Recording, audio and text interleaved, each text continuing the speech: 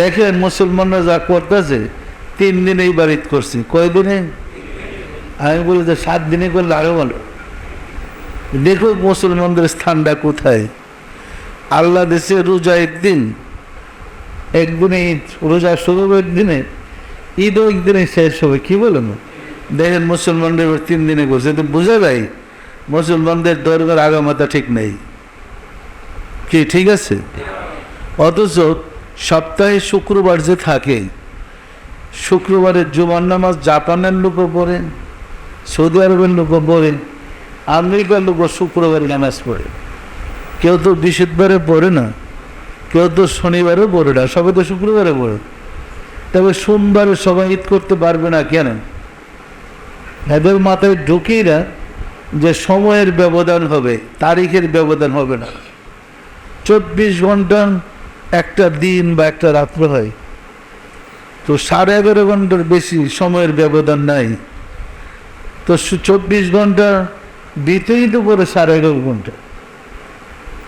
যার যখন ফজরের সময় সে ফজর পড়বে, জোহরের সময় জোহর পড়বে, আসরের সময় আসর পড়বে, ওইভাবে যখন ইফতারের সময় ইফতার করবে, সেহরির সময় সেহরি খাবে, কিন্তু তারিখটা তো ঠিক থাকবে, বার তো ঠিক থাকবে। কি বলেন? যখন জাপানের জুমার নামাজ পড়ে ততদিনে রাত্র, সৌদি আরবে, আমেরিকাতে রাত্রি। কি বলেন? যখন হেজের সময় আসে জোহরের, তখন তারা জোহর পড়ে। আমি তো বলি নাই জাপানের সাথে আমেরিকার সাথে একসাথে নামাজ পড়েন, তারা ফজরের সাথে তাহাজ্জুদের নামাজ পড়বে। আমি বলছি যখন আপনার সময় হয় সময় হতে পারেন, তবে দিনটা 24 ঘন্টার ভিতরে বাহিরে যাইবার কোনো সুযোগ নেই। সময় পরিষ্কার না? পরিষ্কার না? এই যে মুসলমানদের পরিপূর্ণ জীবন বিধান চাপাবাজি করলে কি হবে? উত্তর মেরু দক্ষিণ মেরুতে ধর্ম করব কি দিয়ে? যেখানে 6 মাস রাত্রে 6 দিন বিজ্ঞান মানুষকে চাঁদে যাওয়ার ব্যবস্থা করে দিছে। 10টা ফ্যামিলি চাঁদে থাকলে কি দিকে রোজা করবে? চাঁদে গিয়ে তো চাঁদ দেখা যাবে না, তাই এখন জন্য কি ধর্ম বাতিল? ইসলাম কি তাদের সমাধান দিতে পারে না? আমরা যে ক্যালেন্ডার দিয়েছি এটা একদম নির্ভুল। 2 দিয়ে জিন্দিগি গেল পাস হবে না, 2 দিয়ে 3 হবে না। কি এরকম নির্ভুল?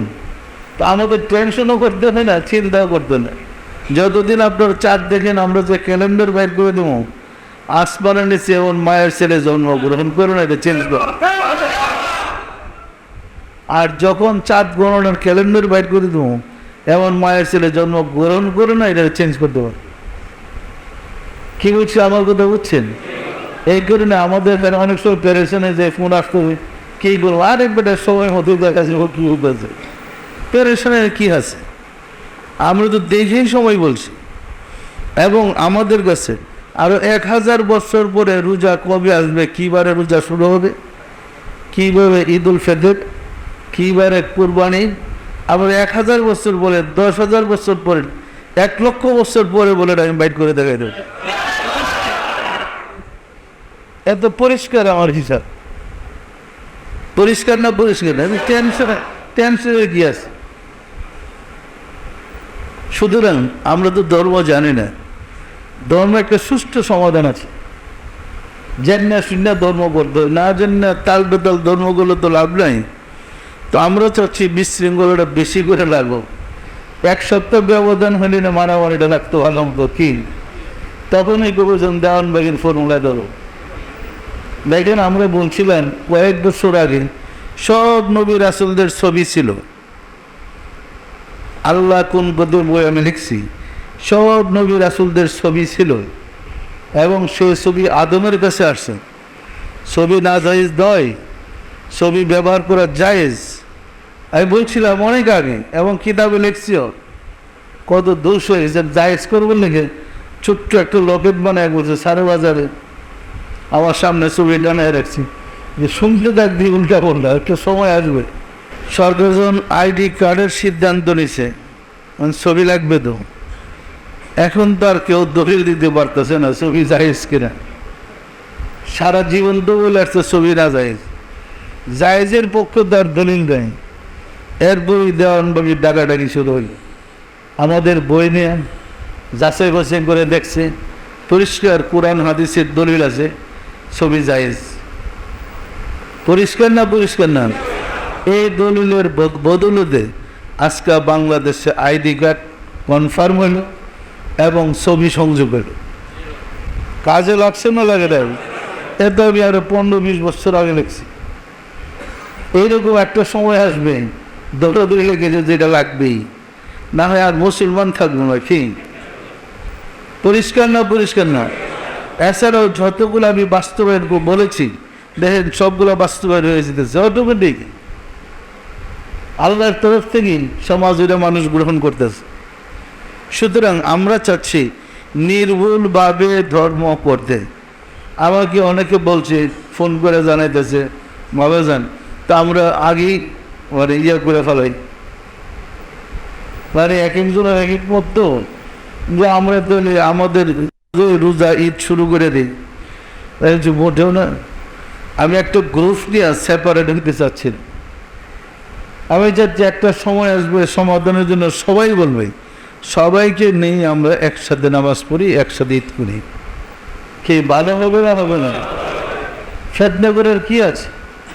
সুতরাং আমরা চাচ্ছি ইসলামের রুহু আর ইসলামের দেহ নিয়ে দৌড়াদৌড়ি করতে রাজি নেন। দেহ রুহু একসাথে নিয়ে আগাবে। কলার মধ্যে শরীয়ত মারফত আছে। কলার শরীয়ত হইল উপরের খোসাটা, আর মার ভিতরের শ্বাস। এখন দুইটা সেপারেট করলে কলা অখাদ্য হয়ে যাবে। কি উপরের খোসাটা খাইব ছাগলে, আর শ্বাসটা খাইব হইলে মশা মাছিতে। আপনাদের খাদ্য আর থাকবে না। ইসলাম এখন ছাগলের খাদ্য হয়ে গেছে। এইগুলি বুমবাজে শুরু হয়েছে। পরিষ্কার না? পরিষ্কার না? সুতরাং আমরা চাচ্ছি মোহাম্মদ ইসলামকে ধরে এগিয়ে নিয়ে যাই আল্লাহ রাসূলের কাছে। আমরা আত্মসমর্পণ করে চলি। পারবো না? পারবো না?